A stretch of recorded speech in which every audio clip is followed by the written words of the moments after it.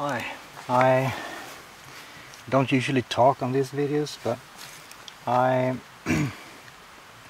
wanted to talk about my favorite way of using the wood gas stoves, and that's not specific to the Toaks one. That's the same way I've used my wild gas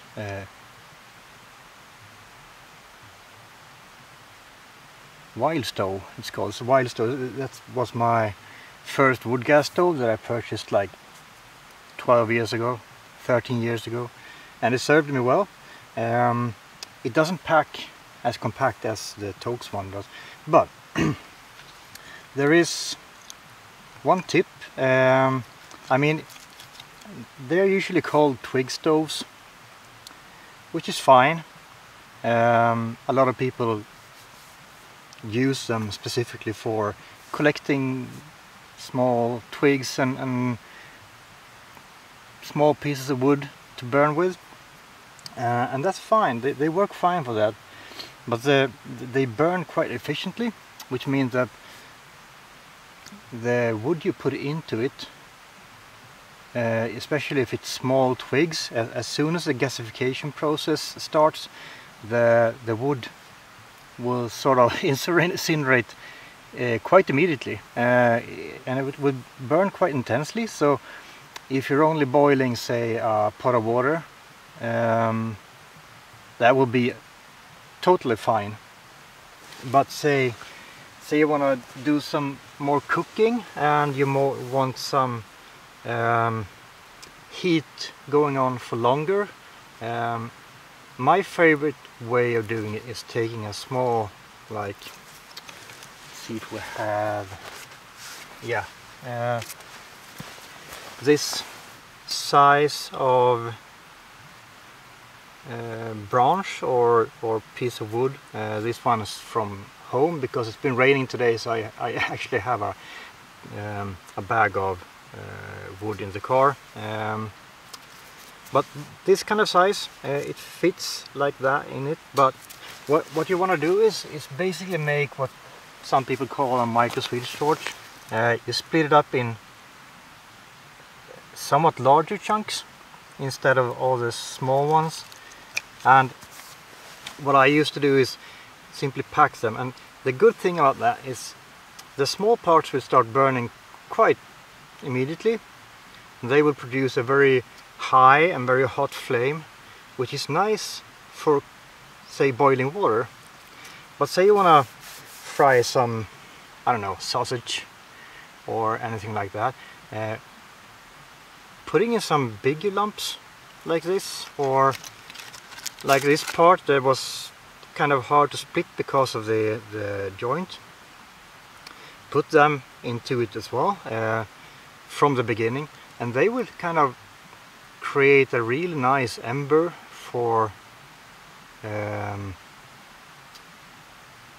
sort of low intensity heat, low intensity cooking. So if I'm gonna boil some pasta, and this is great to do this way. So make a few pieces in different sizes, but keep a fair few of them in larger chunks, and they will create a really good coal and ember that will keep your food cooking for longer. Anyway, that's my tip. So I'm gonna light this up, boil some water for some, it's too late for coffee, so maybe some hot cocoa. And I'm not really hungry, so I'm not gonna cook anyway, but I just want to show you what I mean with this. So in this one I just plop them down the best way they can. Sometimes if you can split them more straight down, it's very easy to sort of get a really nice start with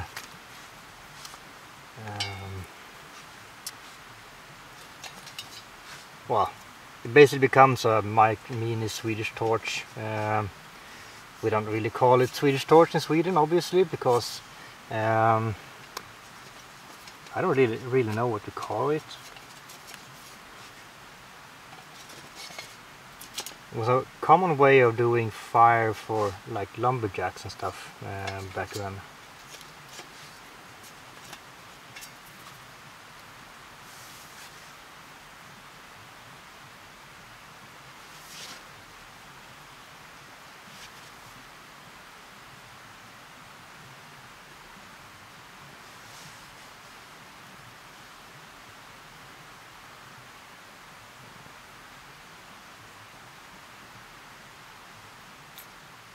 Oh, and another thing, this is specific to the Toaks stove. On softer soil like sand, it tends to sink down a bit, so the airflow is not superb. So I tend to prop it up on like sticks or branches or whatever to help it out a bit.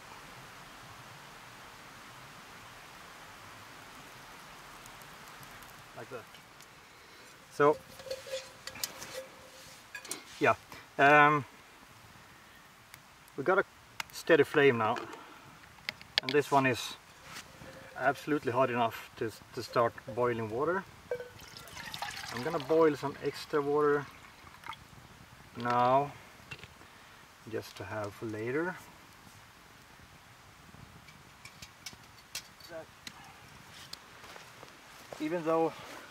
Even though they're often referred to as twig stoves, they really work very well with more compact pieces, and mix in a few smaller twigs and stoves, twigs and branches and stuff to get the fire started. Especially if you want to boil water, this type of flame is perfect for that. But it's generally too hot to start like frying eggs and stuff. So before I begin to use my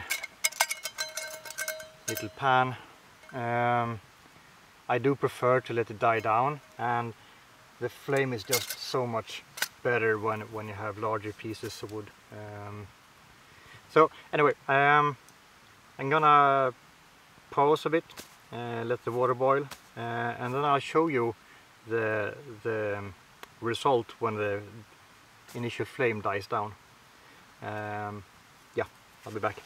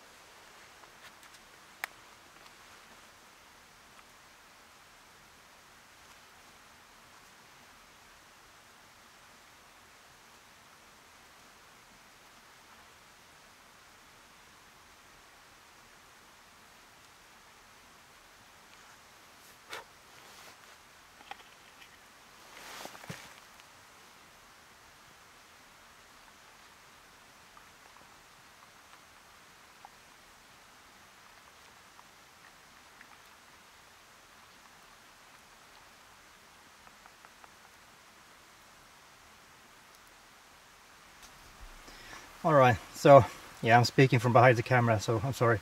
But you see these embers? They provide plenty of heat for like low intensity cooking, like if you wanna make porridge or anything like that. And these will go on for like 10-15 minutes before they die down. So this is a very good way of using the stove for both boiling water and then low intensity cooking. So yeah, that's my wood gas stove tip, and this is how I use them most of the time. So yeah,